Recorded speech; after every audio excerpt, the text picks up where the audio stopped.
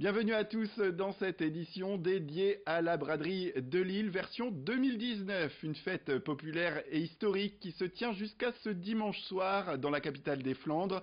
Une nouvelle édition qui doit rassembler, on le rappelle, quelques 2 millions de visiteurs un peu partout à Lille avec des rues à arpenter, à découvrir, que ce soit de Gambetta au boulevard Louis XIV, de la rue Nationale au Champ de Mars, en passant bien sûr par la Grand Place et le Vieux-Lille. Cette année, et comme depuis 2017, la mairie de Lille, en lien avec la préfecture, ont sécurisé la braderie en réduisant le périmètre, le tout en réorganisant son programme.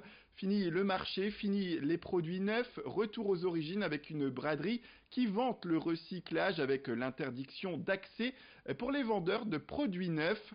Et qui dit recyclage, dit aussi depuis l'année dernière recyclage des coquilles, des 500 tonnes de moules envoyées à Lille pour le week-end.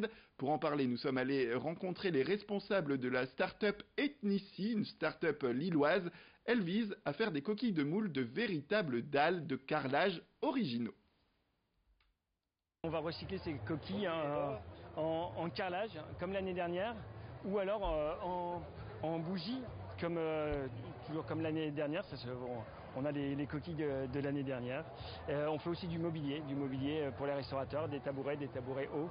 Ça fait 1 an qu'on produit, ça fait 1 an qu'on transforme la coquille de moule, justement. Donc on a mis au point le process et maintenant il est totalement stabilisé. Et c'est comme ça qu'on a réussi à produire les 400 mètres carrés de coquilles. À la fin du week-end, la mairie de Lille va collecter les coquilles de moule pour nous les transmettre courant de semaine prochaine.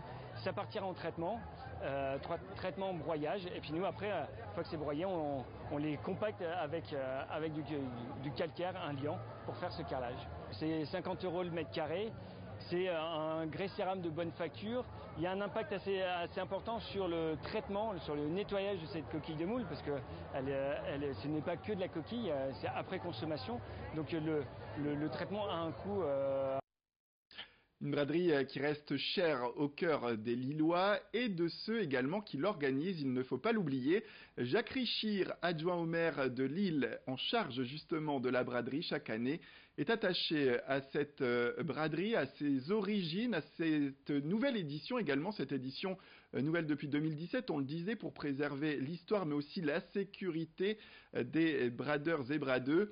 Il revient d'ailleurs sur cela au micro de Vincent Vieillard. Moi je suis élu jusqu'au mois de mars, on verra bien après. En tout cas moi je suis très heureux, ça fait donc maintenant pratiquement 12 braderies que je coordonne. Non, puis bon, on verra bien, et puis de toute façon d'autres suivront. Ce qui est certain, c'est que le modèle aujourd'hui de la braderie tel qu'il est, je crois qu'il est bien au point. Tous les ans évidemment on améliore. Dans 15 jours on va se revoir pour débriefer la braderie 2019 et poser les bases de 2020. Et puis en 2020 ce sera peut-être moi qui serai là, ce sera peut-être d'autres. Mais le modèle en tout cas, je crois qu'aujourd'hui il est solide. Les agents de la ville le connaissent bien et le partenariat qu'on a avec la préfecture et la police est d'excellente qualité. C'est l'occasion aussi de remercier tous ces hommes et ces femmes de l'ombre qui fait que dans une ville comme Lille, on peut réunir 2 millions de personnes pendant un week-end en toute sécurité. Et après les élus, bien sûr, les promeneurs, celles et ceux, peut-être vous-même qui allez visiter cette braderie de Lille, nous nous sommes rendus dans les rues du Vieux-Lille pour découvrir un petit peu l'univers qui y est apporté, cet univers de Chine où l'on peut acheter différents objets durant tout ce week-end. Et qui dit acheter des objets dit également avoir le ventre creux. Il faut manger et il faut aussi se ravitailler en boisson, le tout avec modération lorsqu'il s'agit d'alcool bien évidemment. Nous avons rencontré des promeneurs, des touristes venus de Bretagne. Ils nous donnaient leurs impressions pour cette nouvelle édition de la braderie de Lille, eux qui étaient d'origine lilloise durant leurs études. On a fait nos études 4 années à Lille et du coup voilà, on est habitué de la braderie et maintenant qu'on vit à Paris, on s'est dit que c'était la bonne occasion pour revenir tout simplement. On est dans le Vieux-Lille à quelques pas d'ici, donc voilà, très sympa. On fait du café Ose parce que là-bas il y a de l'ambiance. Du coup on a fait ça l'année dernière. On a même oublié de bouger l'année dernière, on est resté longtemps dans ce coin et du coup on voulait être à côté, on sait que l'ambiance est cool. Là on attend le Airbnb qu'on chope dans 1 heure. Et après, une fois les sacs posés, on va faire le tour des petits stands, prendre des moules frites au maroilles et puis boire, profiter. Pas mal de bière, effectivement. Et la braderie, c'est également des siècles d'histoire, de vie de chineurs, de bradeurs et bradeux. Une braderie qui est riche de surprises également. Et pour en parler, nous avons pu rencontrer Anne Hadou.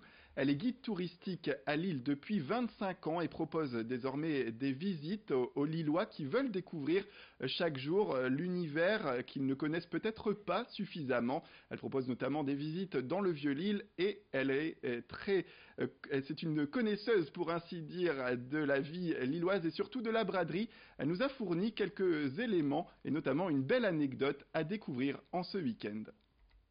En 1882, on a décidé de repousser la braderie au milieu du mois d'octobre et de demander à tous les bradeux de se costumer selon un tableau de Watteau qui datait de 1800 dans la braderie de 1800. Donc en 1882, c'est-à-dire 90 ans après la victoire des Français sur les Autrichiens étaient à la porte de la ville. Pendant 10 jours, ils vont bombarder la ville à coups de boulets rouges notamment. Ils vont incendier une église qui était juste là, l'église Saint-Étienne. Et ils vont finir par repartir à court de munitions. C'est d'ailleurs notre belle déesse là, qui est là en dessous qui commémore cette victoire, la victoire des Lillois sur les Autrichiens.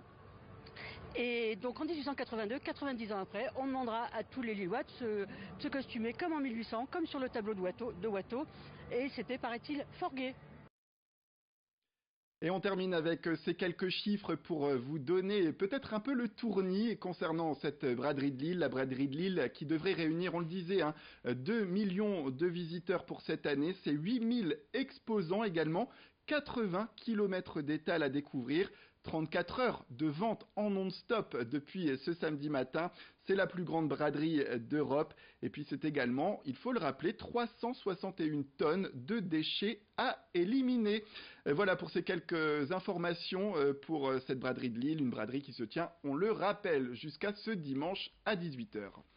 Voilà, c'est la fin de cette édition. Merci à toutes et à tous de nous avoir suivis. Restez avec nous, l'information braderie continue.